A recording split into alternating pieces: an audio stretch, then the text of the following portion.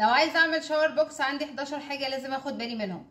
اول حاجه المقاس بتاعي، طبعا حسب المساحه بتاعتك والحمام بتاعك، بس اقل حاجه 90 في 90.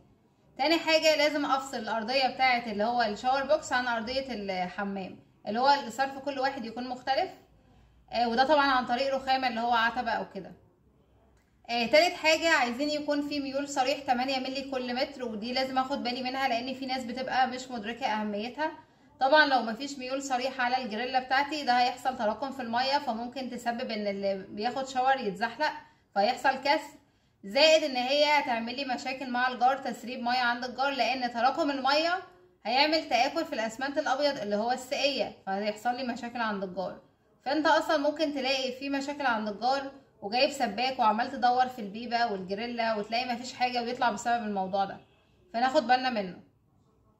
طيب اخد بالي ان انا عايزه الخلاط بتاعي يكون في النص عشان شكله يكون يعني شيك، وطبعا ده بنحدده من الاول، بتقعد تحدد المقاسات بتاعتك. وخد بالك برضو لو عندك شباك جنب الشاور بوكس بتاعك تكون عامل حسابك ان الباب اخر الباب اللي هو الباب يعني لما تيجي تركبه ما اجيش بقى وانا بركب اكتشف ان هو جاي في جزء من الشباك او هيلزق في الجلسه، لازم يكون في سبيس بين الباب والجلسه. فطبعا انت بتحدد المقاسات من الاول خالص زي ما قلنا، بترسم على الحيطه وتحدد السنتر وهكذا.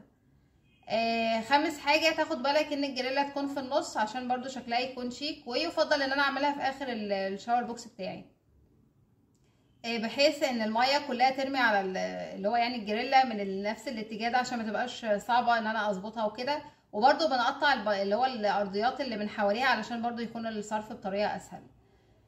طيب سادس حاجه اخد بالي ان الرخام اصلا ممكن يكون بيزحلق، فساعتها نعمل فرامل وبرده نعمل هاندل احتياطي.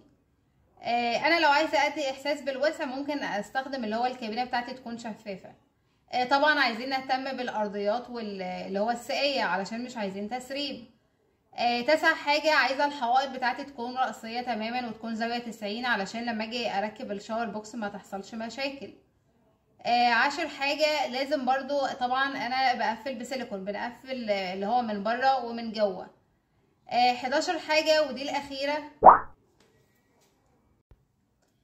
وانت بتثبت الباب بتاعك طبعا الرخام هتيجي تخرم فيه، فبتستخدم ميه اثناء التبريد، وتبقى ايه بناخد وقت شويه يعني ما بنعملش كله مره واحده علشان الرخام ده ما يحصلش فيه مشاكل، ممكن يطق اللي هو يتكسر يعني.